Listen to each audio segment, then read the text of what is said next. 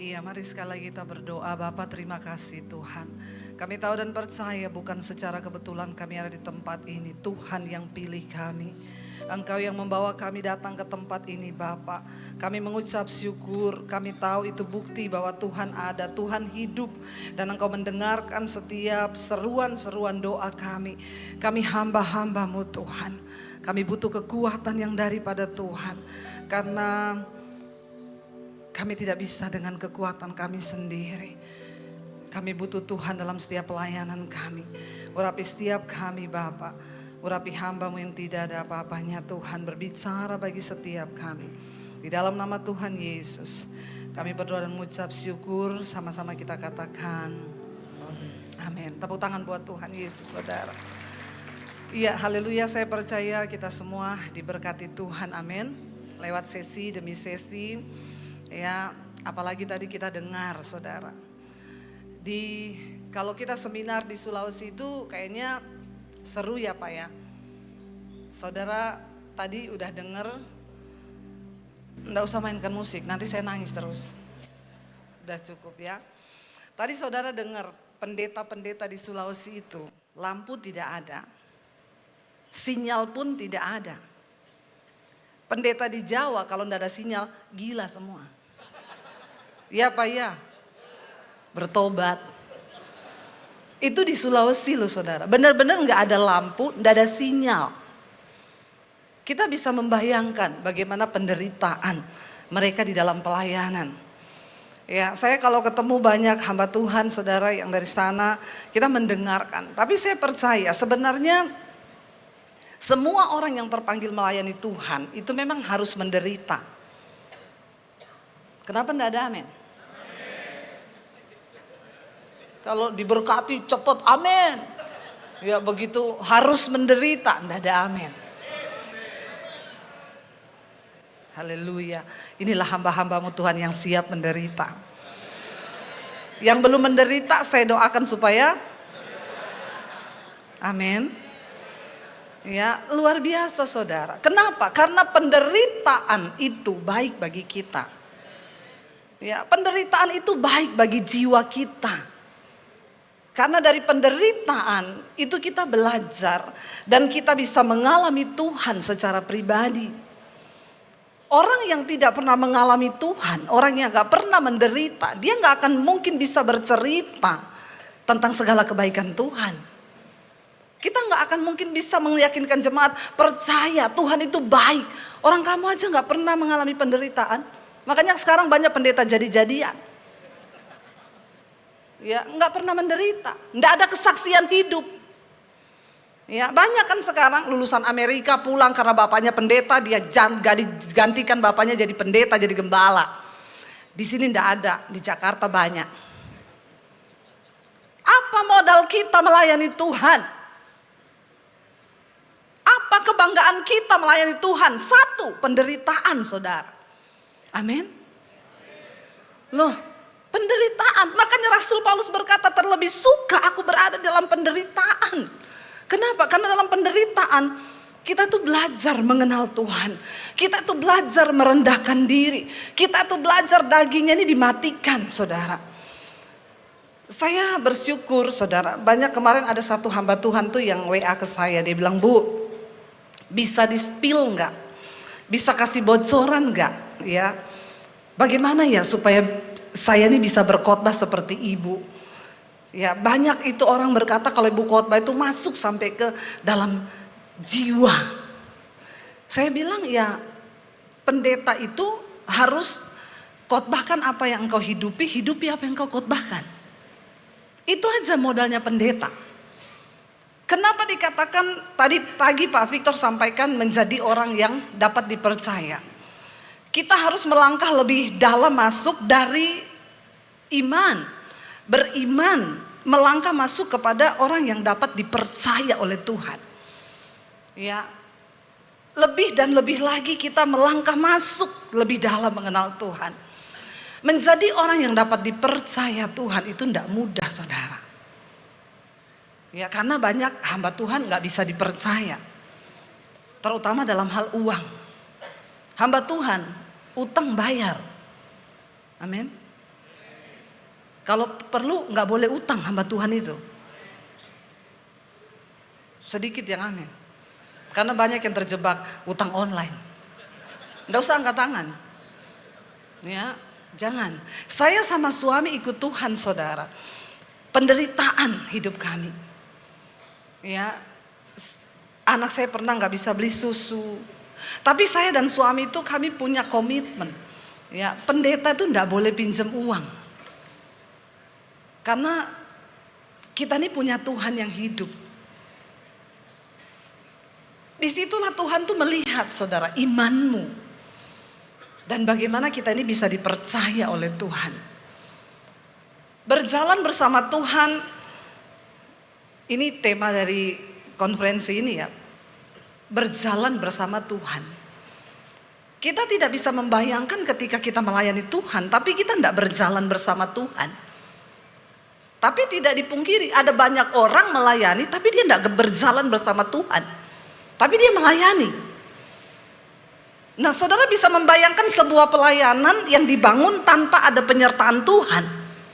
Jemaat dapat apa? Halo Bapak Ibu. Apa yang jemaat dapat dari pelayanan kita? Yang kita rindukan tuh ketika kita berkhotbah. Orang itu mendengar, nangkap sampai ke jiwa. Dan mereka bisa bersaksi, Bu, sejak mendengarkan khotbah Ibu, hidup saya berubah.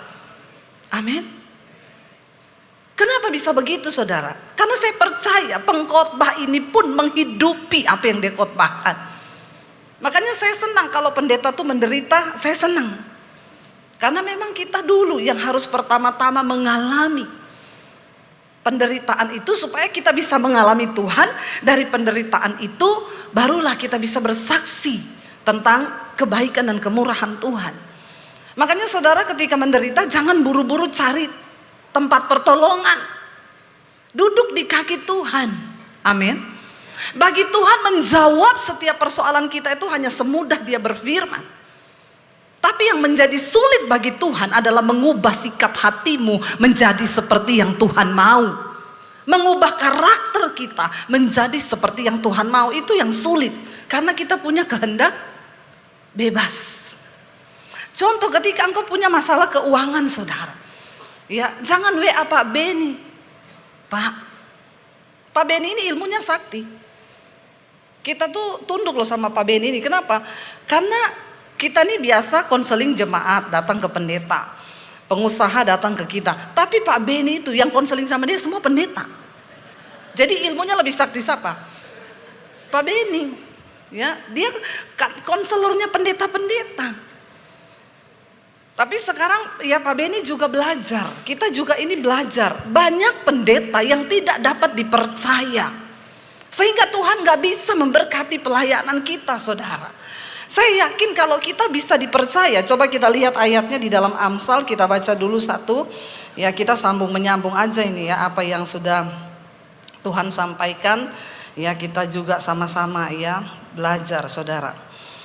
Di dalam Amsal ya dikatakan Amsal 28 ayat yang ke-20 bagian A. Amsal 28 ayat 20 bagian A, orang yang dapat dipercaya mendapat banyak berkat. Ya. Orang yang dapat dipercaya mendapat banyak berkat. Kalau Alkitab berkata seperti itu, kira-kira tuh bohong atau benar? Benar loh, Alkitab yang ngomong, itu firman Tuhan. Orang yang dapat dipercaya mendapat banyak berkat. Tapi kenapa banyak hamba Tuhan hidupnya gak diberkati? Dan kita gak bisa menjadi kesaksian bagi nama Tuhan. Karena seringkali bukan Tuhan yang salah, tapi kitanya yang tidak bisa dipercaya. Saya kasih contoh, saudara. Saya ketemu satu orang pendeta di desa. Saya bilang, Pak, apa yang bisa saya lakukan untuk bantu kehidupan Bapak? Dia cerita susahnya pelayanan gini-gini. Gini Bu, saya bisa beternak babi. Oh oke. Dia cerita, saya punya kandang babi Bu. Cuma saya gak ada duit untuk beli babi. Jadi saya bilang kira-kira itu butuh berapa babi supaya Bapak bisa dari awal dulu ya. Saya butuh 2 induk 1 pejantan. Itu udah cukup Bu, nanti itu berkesinambungan. Oke, berarti Bapak sudah punya kandang ya? Iya, itu indukannya berapa? Waktu itu dia bilang 5 jutaan lah. Jadi beli 3 itu 15 juta. Saya bilang oke Pak, nanti saya transfer. Nanti Bapak kirim aja nomor rekening. Ya, saya berharap bisa Bapak itu jadi hamba Tuhan. Ya, kalau babi itu kan nggak menyita waktu. Ya, banyak hamba Tuhan bilang gini, saya nggak mau melakukan apa-apa, bukan saya ini kan hamba Tuhan, saya berdoa. Padahal dia juga kagak pernah berdoa dan nggak pernah apa-apa, malas, makanya nggak diberkati Tuhan. Saya pikir kalau babi itu kan dia nggak terlalu banyak waktu, ya paling cuma kasih makan sehari berapa kali, dia masih bisa berdoa lah, masih bisa baca Alkitab. Ketika satu kali saya WA dia, Pak jadi mana nomor rekening, berarti saya transfer 15 juta ya. Dia jawab gini, Bu ternyata kandang saya sudah rusak Bu. Nih ya bulus-bulusnya. Oh udah rusak, Bapak bisa nggak bikin sama bambu-bambu atau apa, untuk biaya kandang aja 20 juta. Babi 15 juta. Jadi ibu transfer saya 35 juta. Saya bilang, Pak berdoa aja ya, biar Tuhan yang kirim. Saudara pikir orang begitu bisa dipercaya? Seringkali Tuhan itu berkat sudah di depan mata saudara. Tuhan tuh kan lihat hati kita saudara. Mari kita berusaha menjadi orang yang dapat dipercaya oleh Tuhan. Saya banyak kali gak jadi bantu saudara, gara-gara yang begini-begini ini saya langsung bisa lihat, ini orang gak bisa dipercaya. Tadinya dia bilang kandang oke saya punya Bu, cuma punya babinya ndak ada. Lalu saya bilang ya udah hitung 15 juta dapat babi 3, induk 2, pejantan 1. Ya kalau beranak tadi Pak Beni bilang anak babi itu sekali beranak ya 8, 9, ada yang 13 ya Pak. Tapi sekarang pendeta gak punya babi, anaknya 13 ya Pak. Itu tadi kata Pak Beni loh, bukan saya, Pak Beni yang ngomong. Memang cocok ngomong begitu itu ya pengusaha ya. Tapi saudara akhirnya saya nggak jadi bantu dia. Ya, kenapa? Karena males kan. Tuhan itu kadang udah mau memberkati, orang yang mau diberkati ini takabur, nggak bisa dipercaya. Ada lagi begitu saudara. Ya, saya pergi ke satu daerah lihat lihat gereja yang membutuhkan bantuan. Kita lihat gereja itu atapnya rubuh semua, itu dia punya atap. Pak nanti hitung ya, Bapak panggil tukang, ini hitung semua atap ini butuh perbaikan berapa. Nanti saya yang bantu untuk perbaikan atap, hanya atap yang rusak. Nanti gerejanya ini selanjutnya bisa dicat lagi biar bagus. Gerejanya besar saudara, jemaatnya 100. Oh iya Bu, nanti saya tunggu Bapak kirim sama nomor rekening. Saya pulang ke Jakarta, dapat WA dari dia, Shalom ibu saya sudah hitung semua. Ya untuk pembiayaan sekian ratus juta. Saya kaget, Pak cuma bikin atap sekian ratus juta. Jadi begini Ibu Pendeta, kebetulan kami mau beli tanah sebelah juga. Loh Pak yang saya lihat itu cuma atap loh yang mau diperbaiki. Enggak, memang kami sudah lama bergumul Bu. Jadi tanah sebelah mau kami beli untuk perluasan gedung. Bapak jemaatnya berapa? 100. Ini daya tampungnya berapa? 100 lebih. Kan kami jaga-jaga Bu, siapa tahu nanti penuh. Kalau penuh bikin ibadah 2 kali Pak, 3 kali, 4 kali. Akhirnya jadi gimana Bu Debi? Enggak, saya hanya mau bantu atap. Kalau Bapak mau beli tanah di sebelah, Bapak berdoa tanya Tuhan. Ya, yang bagian atap aja yang saya ambil sekian, saya transfer, terserah Bapak.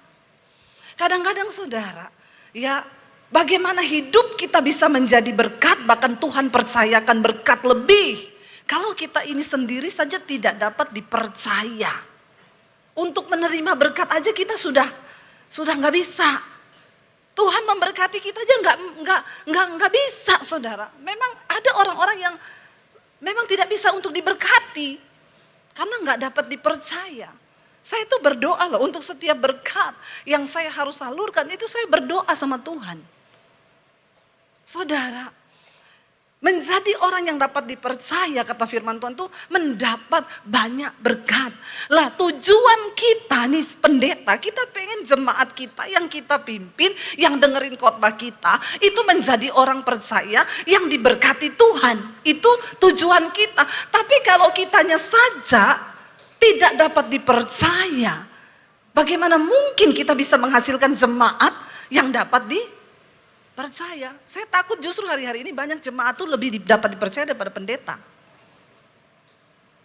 Amin. Kita bertobat yuk. Yang menilai hati kita itu Tuhan. Karena kalau kita sudah jadi hamba Tuhan, yang Tuhan percayakan berkat, itu ndak enak loh saudara. Ya, jadi tawanan roh itu ndak enak. Saya selalu bersaksi, saya sampai detik ini saudara. Saya nggak berani beli tas 30 juta tuh nggak berani saya. Maaf, saya beli bisa. Saya bantu gereja ratusan juta. Bahkan satu gereja ada yang ratusan juta karena udah terlanjur aja. Tapi saya beli tas 30 juta, itu saya nggak berani. Kenapa? Ini uangnya Tuhan. Dan saya, enggak apa-apa, saya menjadi tawanan roh. Saya berapa kali udah di toko tas saudara, mau beli. Di dalam hati itu berkata, itu uang segitu bisa buat bangun pastori loh di desa. Nggak jadi, saya gesek kartu. Nggak jadi.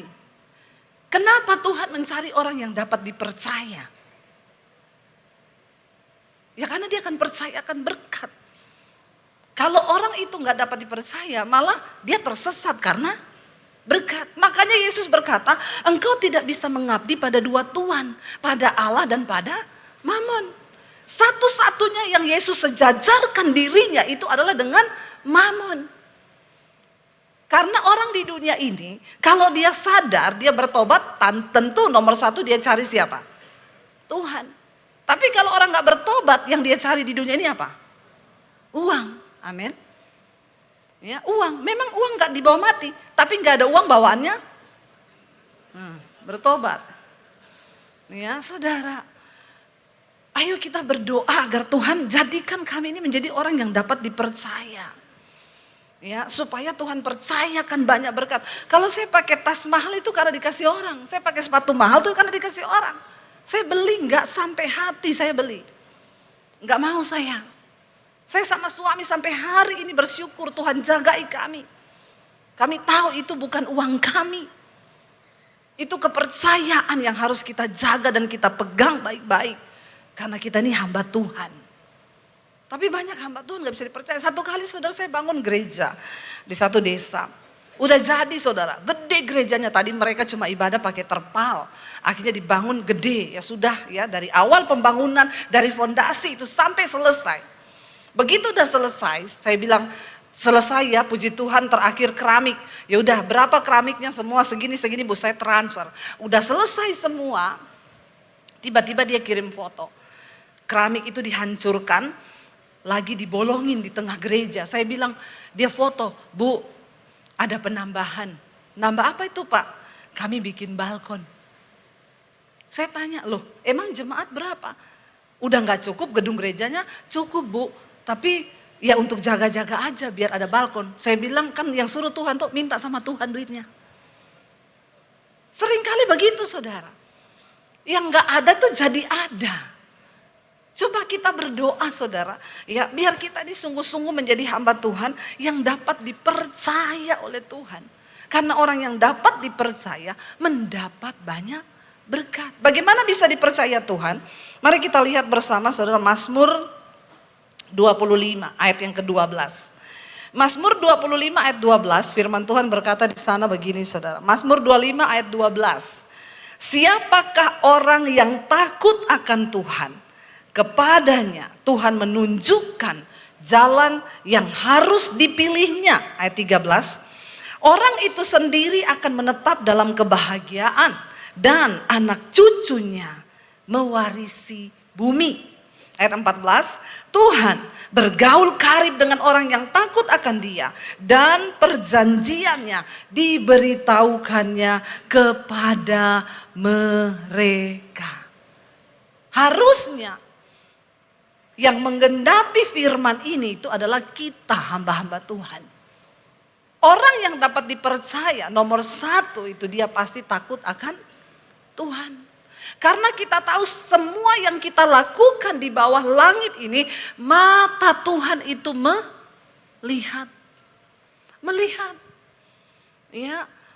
Mari kita perbaiki diri saudara dalam pelayanan. Menjadi orang-orang yang dapat dipercaya diawali dengan apa?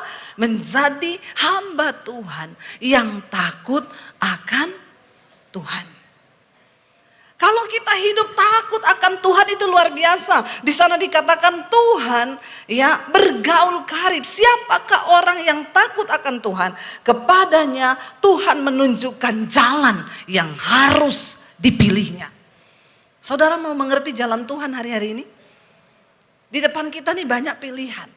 Pelayanan ini mau dibawa kemana? Pelayanan ini mau ngapain? Waktu engkau hidup takut Tuhan tuh enak. Saudara, ketika saya mulai diberkati Tuhan, kami lewat YouTube ya, pas masa pandemi itu saudara semua sudah dengar bagaimana kesaksian saya. Tuhan bicara waktu itu, cepat ambil alih dunia media untuk Injil. Itu 2 tahun sebelum pandemi saudara. Saya dapat suara Tuhan ketika saya berdoa, ambil alih dunia media untuk Injil. Sebab aku akan memberikan engkau tuaian bangsa-bangsa. Bukan hanya tuaian bangsa-bangsa, tapi berkat bangsa-bangsa. Saya nangkep akan suara Tuhan ini. Tuhan menunjukkan jalan kepada orang-orang yang takut akan Dia. Saya bilang kepada suami saya dapat suara Tuhan begini, kita harus ambil alih cepat media untuk pekabaran Injil. Nggak ada yang tahu bakal datang pandemi. Saya tidak tahu, semua orang nggak ada yang tahu. Tapi Tuhan kasih bocoran kepada orang-orang yang takut akan Dia, yang bergaul karib dengan Tuhan. Satu kunci kemenangan kita sebagai seorang hamba Tuhan, hidup takut akan Tuhan. Kita bukan mau pencitraan, ya. Engkau bisa sembunyi dosamu dari jemaat, engkau bisa sembunyikan dosamu dari istrimu, engkau bisa sembunyikan dosamu dari suamimu, tapi engkau nggak akan pernah bisa sembunyikan dosamu dari hadapan Tuhan. Saudara, hari-hari ini banyak pendeta yang selingkuh. Saya dengar istri pendeta pacaran selingkuh sama pemain musik. Banyak. Di sini tidak ada yang ngaku. Ya, ada pendeta yang jatuh sama singers, jatuh sama jemaat. Ya, gara-gara tadinya konseling, ya, jadi konsleting. Makanya dilarang keras pendeta laki-laki konseling ibu-ibu atau wanita. Kalau masih ada istrimu, kasih ke istrimu. Jangan menganggap kau kuat. Tidak ada manusia kuat. Ya, dilarang keras ibu-ibu konseling dengan laki-laki. Itu ya membuka celah saudara. Bagaimana kita bisa dapat dipercaya Tuhan? Kalau hal-hal begini saja kita kalah, kita nggak menang. Lalu Tuhan kasih tahu saya, lalu saya bilang ke suami saya, media itu apa ya? Suami saya kalau bilang kalau media itu berarti TV. Ayo kita cari TV. Saya datang ke Indovision. Saya bilang, saya mau siaran di Indovision tuh gimana caranya? Oh, kami sekali siaran tuh 6 juta Bu. Ibu pakai studio kami, semua dari kami. Nanti, tapi ibu harus bikin 10 episode, berarti 60 juta. Saya bilang, sudah pasti tayang? Belum, nanti akan ada yang lihat. Saya mundur terhormat, kenapa? Duit dari mana 60 juta waktu itu? Lalu saya nggak jadi, saya pulang. Saya cuma bilang, ya kalau Tuhan yang bicara ini, Tuhan pasti kasih jalan. Saya nggak kepikiran YouTube. Akhirnya saya ke Bali, saya lihat orang syuting, saya tanya bikin apa ini? Kita bikin TV Bu, di mana? Di YouTube. Akhirnya saya mulai nangkep, oh YouTube. Saya bilang ke suami, kami akhirnya mulai bikin video-video pakai handphone, karena belum ada peralatan. Tuhan kasih tahu jalan apa yang harus kita pilih sebagai hamba Tuhan kalau kita hidup takut akan Tuhan. Saya dapat bocoran, saya nggak ngerti akan ada pandemi, kita semua nggak ada yang tahu. Akhirnya saya mulai setia bikin YouTube. Ketika pandemi datang, gereja lockdown, semua nggak boleh buka saudara. Channel YouTube saya naik 1 hari 1000 subscribe. 1 hari. Bagaimana Tuhan berkarya. Dihacker sama malaikat, 1 hari nambah 1000 subscribe. Kita tidak mengerti. Ketika akhirnya Tuhan mulai buka pelayanan lewat YouTube, saya bertanya lagi sama Tuhan, Tuhan ini setelah ini mau kemana saya? Saya ketemu banyak pendeta besar, Bu, buka gereja. Sudah waktunya Ibu buka gereja. Saya di WA banyak sekali orang dari Jakarta, Ibu kapan buka gereja? Saya mau pindah ke gereja Ibu. Saya cocok sama khotbahnya Ibu. Saya mau pindah secara manusia. Saya mau tanya sama saudara, kalau saya buka gereja di Jakarta, jemaatnya banyak nggak? Banyak saudara. Tapi saya mau tanya Tuhan. Karena kita hamba Tuhan harus berjalan sesuai dengan petunjuk Tuhan. Sekalipun banyak pendeta besar yang beri saya masukan, buka gereja Bu, sudah waktunya buka gereja. Saya bilang maaf Pak, saya tunggu kabar tuh dari Tuhan. Saya tidak mau salah melangkah. Ini bukan soal keinginan kita. Jangan sembarang kau buka gereja kalau bukan Tuhan yang suruh. Kenapa nggak ada amin? Ya, amin. Kita harus melihat pelayanan dari segi yang berbeda. Mungkin Tuhan gak suruh kau jadi hamba Tuhan. Ada pendeta saudara. Ya, gerejanya itu tidak maju-maju, malah semakin turun. Kata Pak Benny tadi bilang, pelihara ayam mati semua, pelihara burung mati semua. Mungkin bukan panggilanmu jadi gembala. Jangan malu saudara. Tanya Tuhan, pelayanan bukan hanya buka gereja, bukan hanya jadi gembala.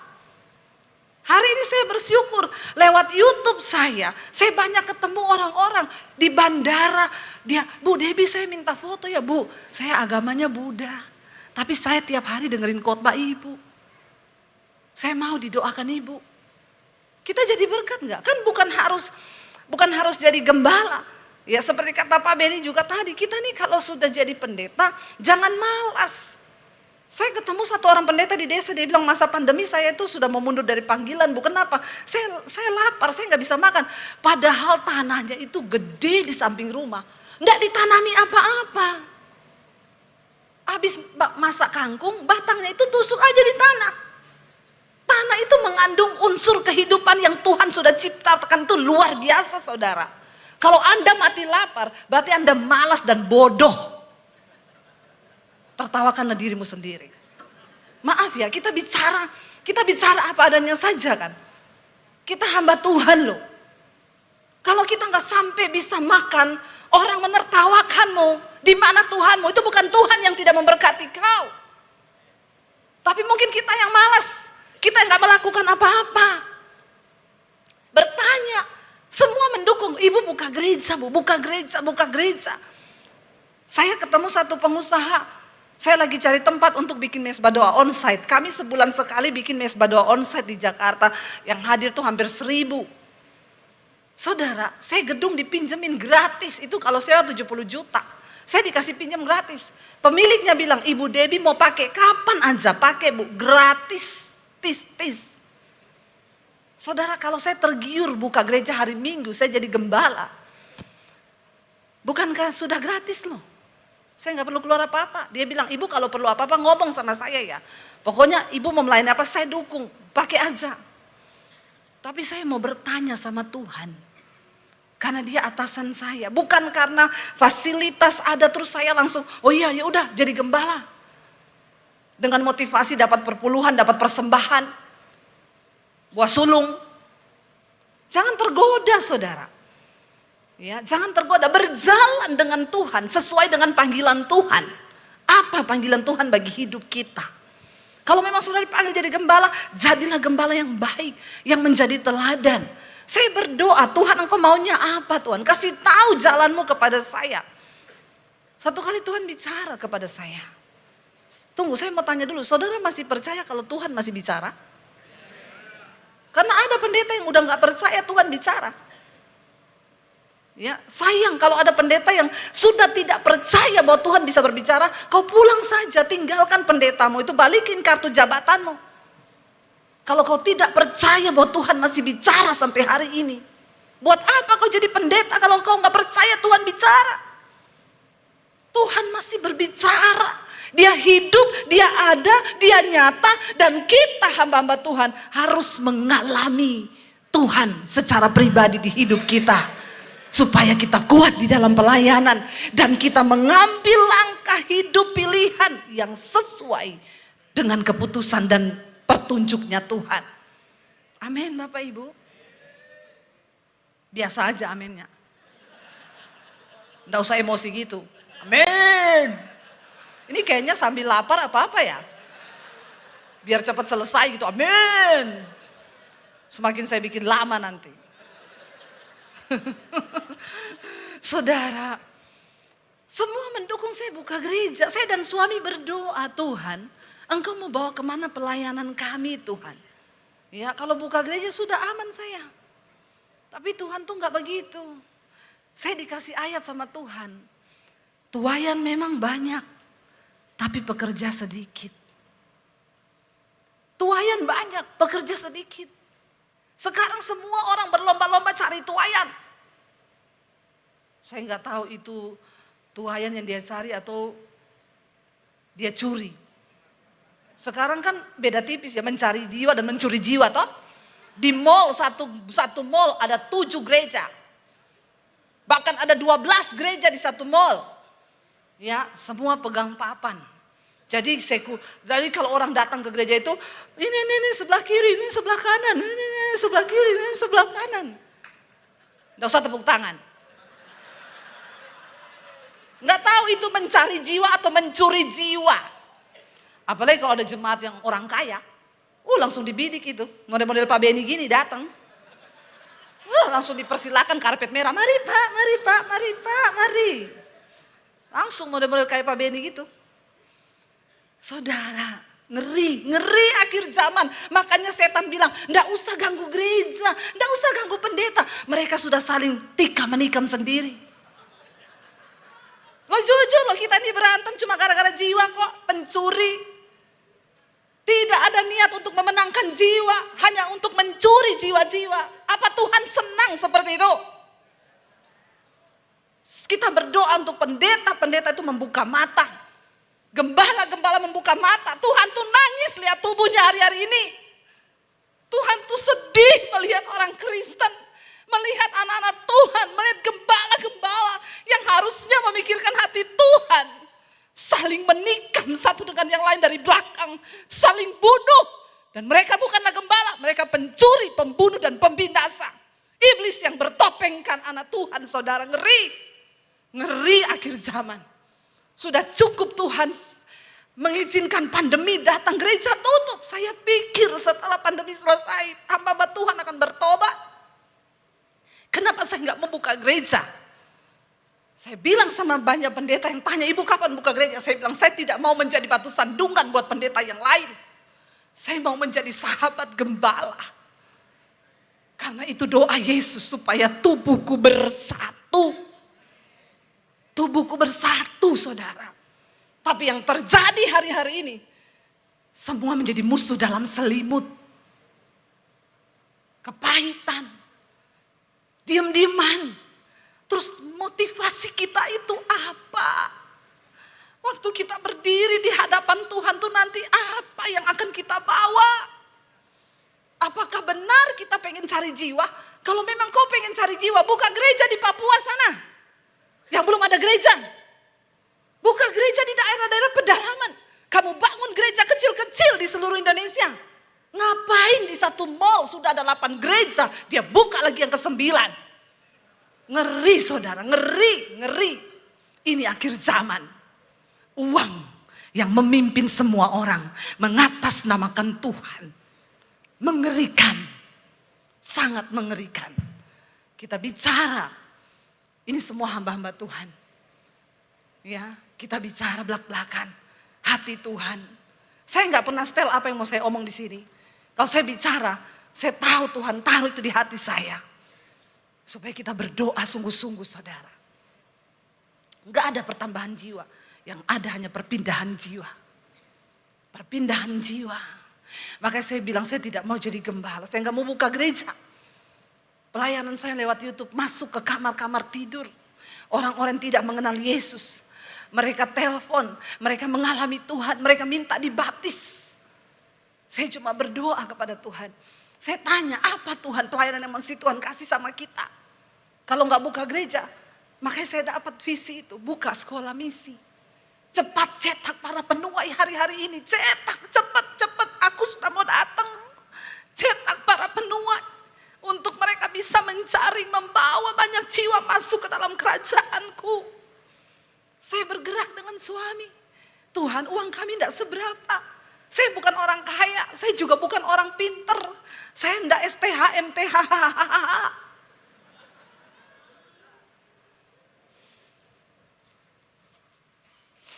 Tapi apa yang saya punya, saya mau beri buat Tuhan. Kami jalan tadinya awalnya di Tawangmangu, di Karanganyar, kami cari tanah, saudara. Tapi selalu saya dapat Tuhan tuh ngomong, aku ndak cari orang pinter, aku ndak cari orang kaya. Aku cari orang yang beriman untuk menggenapi setiap proyekku di akhir zaman. Kami bergerak, nggak tahunya Tuhan kasih tanah malah di Bandungan. Tadi saya tanya, udah berapa orang yang daftar? Sekian Bu, tapi tidak ada satupun dari Jawa Tengah. Kebangetan nih orang Jawa Tengah ini ya. Sekolahnya ada di Jawa Tengah, yang daftar dari luar pulau semua. Saudara di desa bawa ya, kalau saudara ada orang yang mau sekolah, dia rindu jadi hamba Tuhan, gak peduli lulusannya apa. Ya, dia gak lulus SD pun gak apa-apa. Yang penting dia rindu untuk sekolah ya. Tapi umurnya tentunya tidak melebihi 60 ya. Udah tua saudara ya, banyak yang datang, ibu saya sudah 60 mau sekolah. Saya bilang gak usah, Bapak jadi pendoa saja di rumah ya, karena sebentar lagi di absen. Ya, jadi Bapak Ibu Gembala, kalau engkau punya anak muda yang mereka mau cuma 6 bulan sekolah kita. Kalau ada duit bayar, nggak ada duit enggak apa-apa, datang aja. Tuhan sudah menyediakan semua-muanya. Kita bergerak cepat menyediakan penuai hari-hari ini. Ladang menguning, tuaian banyak tapi penuai enggak ada.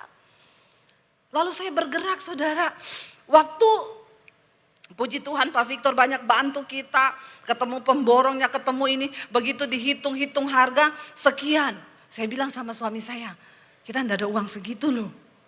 Terus saya nih dengan akal pikiran manusia, saya bilang sama suami gini, gampang. Nanti kita taruh aja nomor rekening di YouTube. Pendengar Mesbah Syukur saya setiap pagi 50.000.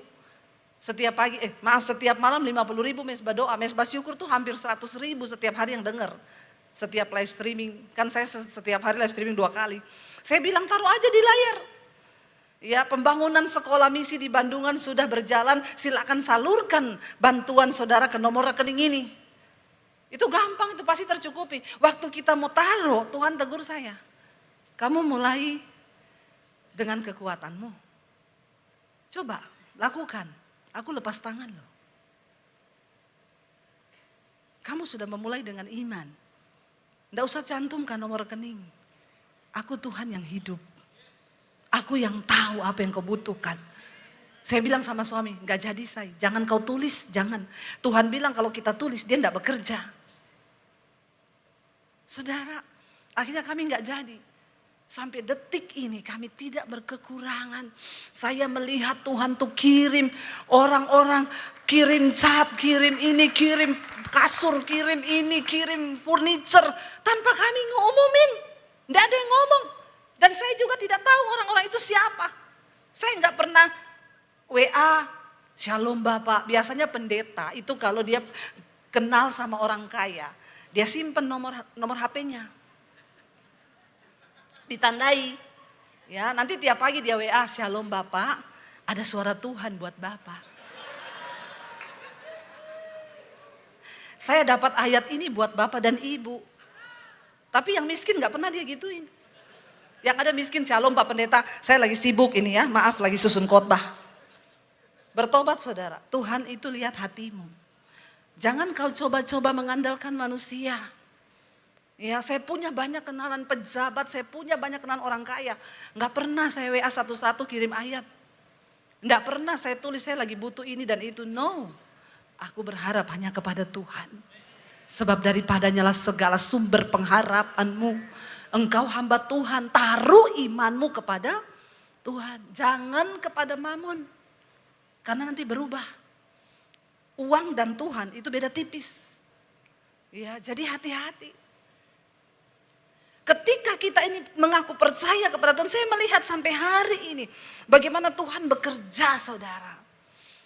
Apakah uang kami bertambah habis dengan membangun sekolah itu? Enggak, bertambah diberkati. Bertambah diberkati. Kami bisa bantu hamba-hamba Tuhan di desa-desa setiap bulan. Kita bisa ya sekolahin anak-anak mereka. Kita bisa melakukan begitu banyak hal waktu kita dapat dipercaya oleh Tuhan. Makanya jangan coba cari pertolongan kepada manusia. Ada masalah, enggak usah. Nomornya Pak Beni Kusbin berapa ya?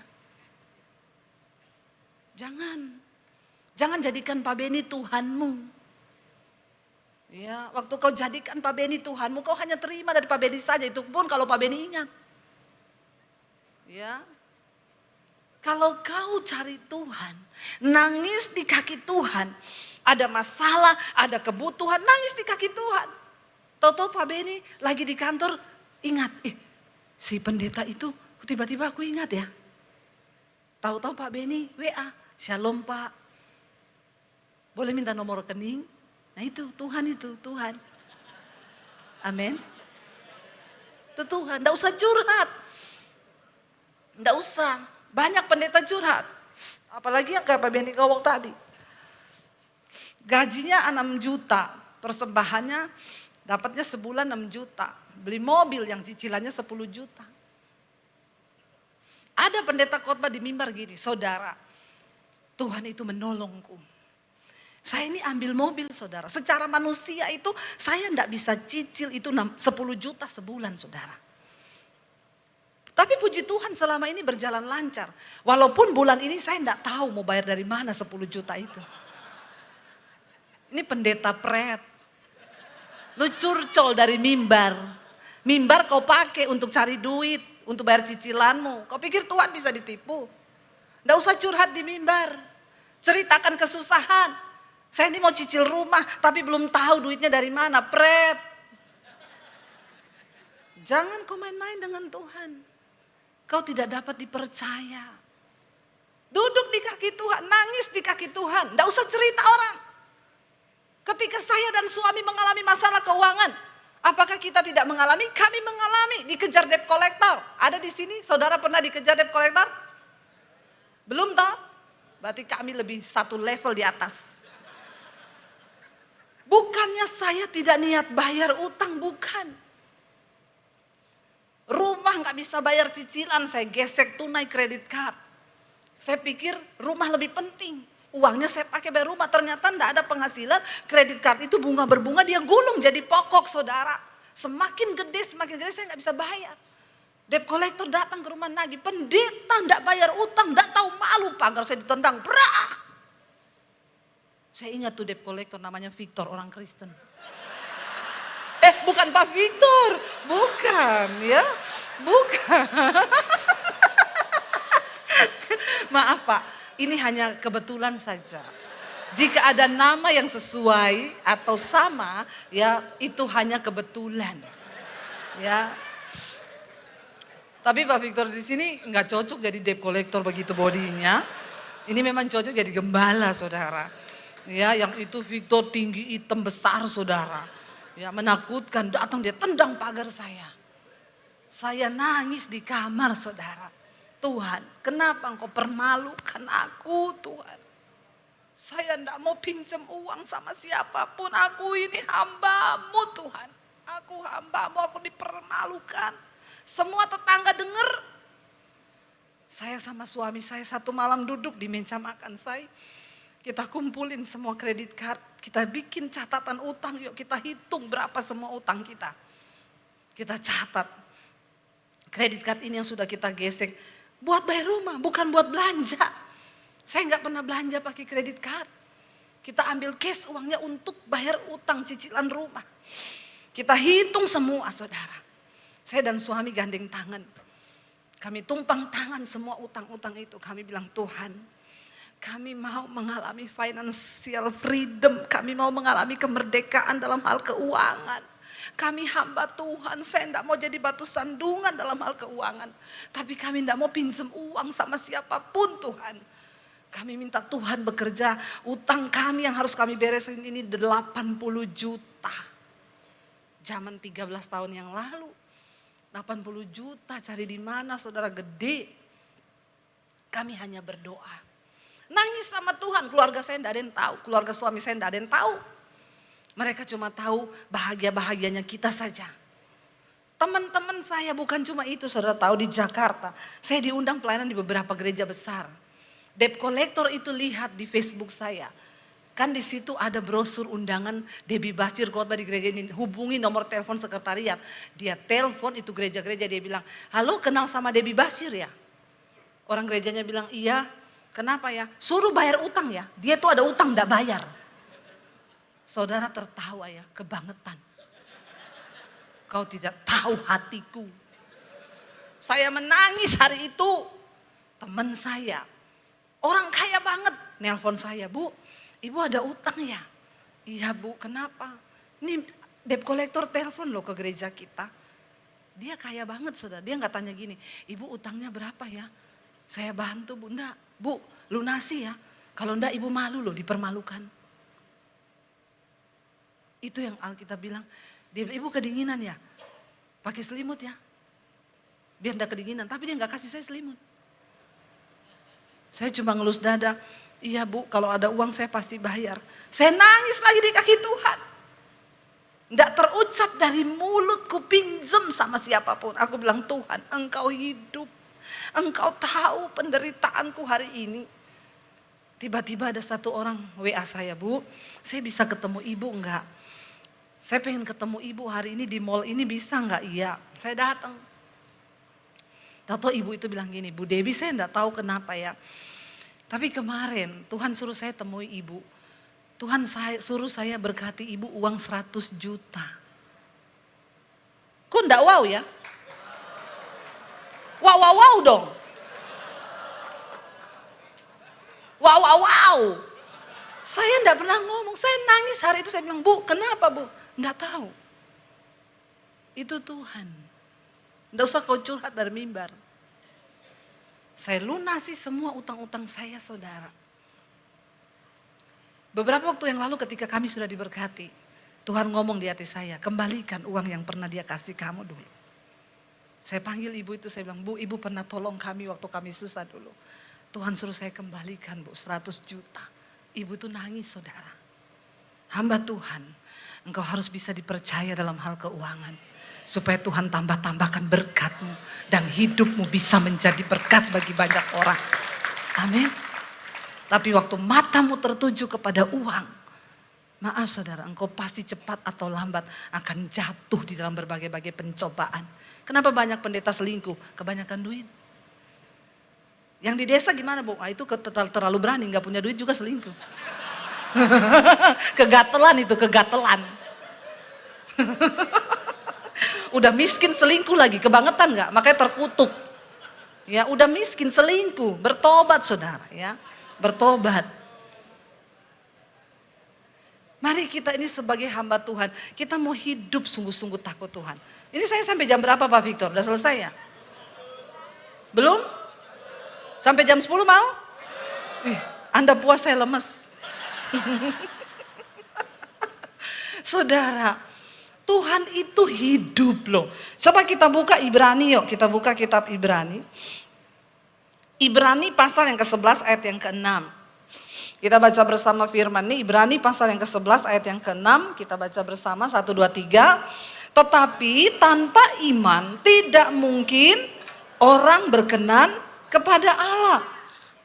Sebab barang siapa berpaling kepada Allah, ia harus percaya bahwa Allah ada dan bahwa Allah memberi upah kepada orang yang sungguh-sungguh mencari Dia. Katakan, tanpa iman pendeta tidak mungkin berkenan kepada Tuhan, apalagi diberkati. Kalau engkau tidak percaya Tuhan, berhenti kau jadi pendeta. Apa modal kita jadi hamba Tuhan? Karena kita percaya kepada Tuhan. Bahwa Dia hidup, Dia ada, makanya kita harus mengalami Tuhan secara pribadi. Lah kalau pendeta nggak percaya Tuhan, ada masalah, lari ke penggadean. Menyelesaikan masalah tanpa hafal semuanya ya. Jangan-jangan member. Ini pasti member semua nih.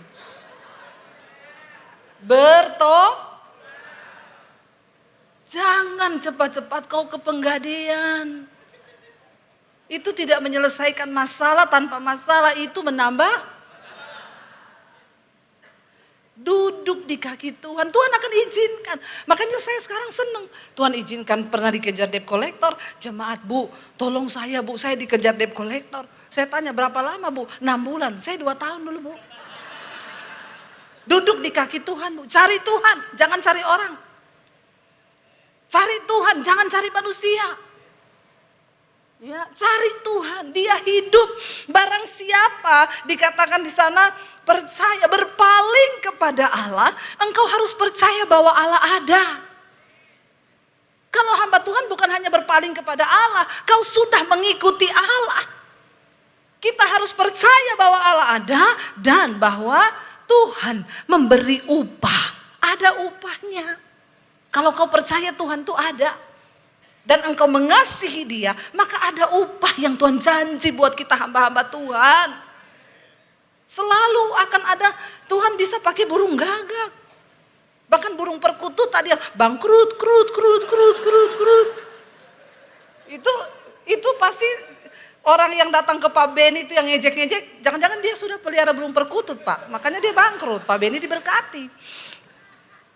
Ya, saudara, waktu engkau percaya, engkau berpaling tanpa iman, kita ini tidak mungkin berkenan kepada Tuhan. Ayo kita buka pikiran kita, buka hati kita. Seringkali hamba Tuhan itu tidak ada iman. Seringkali hamba Tuhan tidak lagi beriman kepada Tuhan. Padahal Alkitab bilang tanpa iman, kita ini hamba Tuhan tidak mungkin berkenan kepada Tuhan. Lah kalau kita melayani tanpa iman, apa jadinya jemaat yang kau bawa kepada Tuhan? Makanya kita harus ngalami Tuhan. Saya ini punya banyak kesaksian, saudara. Ya, mengikut Tuhan itu penderitaan, tapi saya melihat bagaimana Tuhan itu dahsyat, luar biasa. Dia hidup, Dia ada. Nanti besok saya saksikan bagaimana Pak Haji waktu itu ngejar-ngejar saya, enggak bisa bayar cicilan rumah. Waduh, rasanya Tuhan, gimana Tuhan? Tapi saya pegang ayat ini. Tidak mungkin orang berkenan kepada Allah kalau engkau tidak beriman. Tanpa iman, kamu tidak akan pernah berkenan, apalagi melihat mujizat. Mujizat tidak akan pernah terjadi, padahal kita ini hamba Tuhan, modal kita itu iman. Lewat iman kita bisa melihat mujizat Tuhan. Itu loh Tuhan bilang sama saya, aku tidak cari orang pintar, aku tidak cari orang kaya, tapi aku cari orang beriman. Sebab dengan imanlah proyek-proyekku di bumi ini akan terlaksana. Tuhan gak cari lulusan STHH, MTHHH. Buat apa kau MTH, profesor, doktor kalau kau gak punya iman? Mending orang yang sederhana tapi punya iman. Engkau berjalan bersama Tuhan. Engkau akan melihat perkara-perkara besar. Dan itu akan menjadi modal di dalam pelayananmu. Makanya jangan benci dengan penderitaan. Karena penderitaan itu, yang pahit itu, baik bagi jiwa kita. Amin. Sering-seringlah kau makan daun pepaya, pendeta-pendeta. Ya, makan tuh sayur pare. Supaya udah terbiasa pahit kita. Mau dihina, difitnah, sudah pahit. Ya, minum kopi pahit. Jangan terlalu banyak makan gula ya. Hati-hati loh hamba Tuhan. Kau terbiasa yang manis-manis, nanti kau hadapi yang pahit, kelepek-kelepek imanmu. Dan juga kebanyakan gula itu bikin dia, orang kalau udah kena diabetes itu cepat ginjalnya rusak, jantungnya rusak, semua rusak. Makanya yang manis itu tidak baik. Amin. Bilang kanan kirimu, jangan yang manis-manis terus loh. Tidak baik loh. Yang pahit, ya, yang pahit makan daun sayur pare. Ya, daun pepaya tuh makan kau, makan. Supaya baik jiwamu. Amin, saudara. Ayo, enggak apa-apa. Kita menderita enggak apa-apa. Ada upah yang menantimu. Ya, aku menderita itu baik bagiku supaya aku belajar tentang ketetapan Tuhan. Aku menderita itu baik bagiku supaya aku mengalami Tuhan secara pribadi. Semua yang pahit itu baik. Ya, sebab ya itulah cara kerja Tuhan. Dikatakan di sana sebab tanpa iman tidak mungkin orang berkenan. Barang siapa berpaling kepada Tuhan, melihat Tuhan, memutuskan untuk mengikut Tuhan, engkau harus percaya bahwa Allah itu ada. Dan Dia menyediakan upah bagi orang yang sungguh-sungguh mengikuti Dia. Tapi percaya Tuhan itu memang tidak gampang. Kenapa? Karena Tuhan tidak kelihatan. Tapi penggadean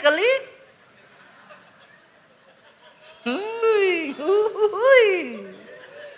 Ya, tertawakanlah diri sendiri. Hui. Coba saudara duduk di kaki Tuhan. Saya dulu pernah saudara, saya butuh uang. Lalu di hati itu ada iblis yang bilang gini, WA kakak iparmu, pinjem dulu 6 juta. Dia bisa bantu kakak ipar saya banget. Saya sudah mau WA.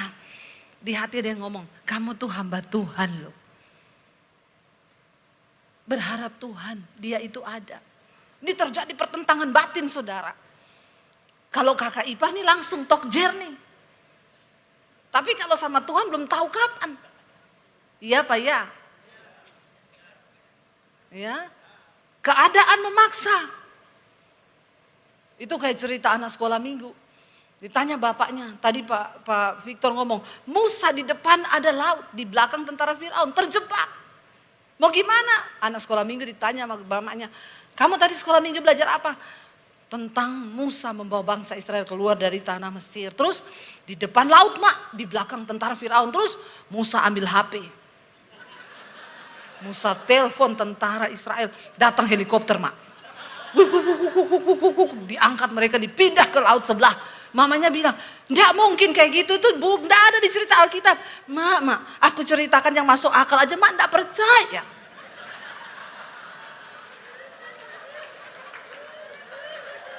Apalagi, jangan tepuk tangan. Kau tepuk tangan buat dirimu sendiri tuh. Apalagi kalau aku ceritain yang sesuai gurunya cerita, aduh enggak usah dengar, enggak masuk akal. Di depan laut, di belakang tentara Firaun. Masa Mak Musa ambil tongkat, dipukul ke air jadi jalan. Hello, hari gini mana ada tongkat bisa buat jalan di tengah laut. Hello, bercanda. Itu anak gaul bercanda. Nah banyak pendeta sudah suka begitu tuh sama Tuhan. Emang Tuhan ada? Bercanda. Habis dia bilang sama jemaat, kau berdoa percaya Tuhan itu ada. Jemaat pulang dia balik, bercanda. Tuhan itu ada. Dia hidup. Kalau kita hamba Tuhan, percaya Tuhan ada. Saya akhirnya memilih, saya tidak boleh WA kakak ipar saya. Saya masuk di kamar, saya nangis, saya berlutut sama Tuhan. Tuhan, aku hambamu. Hari ini saya terjebak, saya terjepit Tuhan, saya butuh uang. Saya tidak boleh ngomong ke siapapun. Aku datang di kakimu Tuhan. Tolong. Saya lagi berdoa, HP saya bunyi-bunyi terus. Enggak saya angkat. Tiba-tiba anak saya pulang sekolah. Dia lihat saya berdoa, dia tunggu. Begitu amin, anak saya bilang, Mam, ini loh, HP-mu dari tadi bunyi-bunyi terus tuh loh, Mam. Saya lihat loh dari satu perusahaan yang biasanya saya khotbah. Saya langsung telepon balik karena saya takut apa dia pikir saya ada jadwal hari itu atau bagaimana. Saya telepon, Mbak, kenapa telepon saya terus? Saya nggak ada jadwal kan? Enggak Bu, nggak ada jadwal Ibu. Tapi kenapa telepon terus? Sorry, saya tadi lagi doa. Begini Bu, perusahaan kami lagi diberkati Tuhan. Jadi bos kami minta rekening hamba-hamba Tuhan yang sering pelayanan di sini. Tuhan ada? Dia hidup? Tepuk tangan buat Tuhan. Jangan bilang bercanda. Jangan, Tuhan ada. Coba kalau saya sudah WA kakak ipar saya. Kira-kira terjadi enggak itu? Enggak. Dan saya harus ganti uangnya kakak ipar saya. Tapi waktu engkau andalkan Tuhan, saudara, ada begitu banyak pertolongan yang supranatural yang hanya bisa engkau raih ketika engkau punya iman dan tarik itu dari sorga, dan sorga turut bekerja dalam kehidupan orang-orang yang berkenan kepada Tuhan. Saya diberkati, Pak Victor ngomong ketika pandemi mau bangun semuanya, ya semua ngomong stop, enggak usah bangun. Kita pandemi gini bangun pakai apa? Tapi Pak Victor berdoa. Tuhan bilang, jangan intervensi pekerjaanku. Kamu siapa? Ini pekerjaan Tuhan. Ya, memang beda yang Victor ini punya iman. Victor debt collector tuh.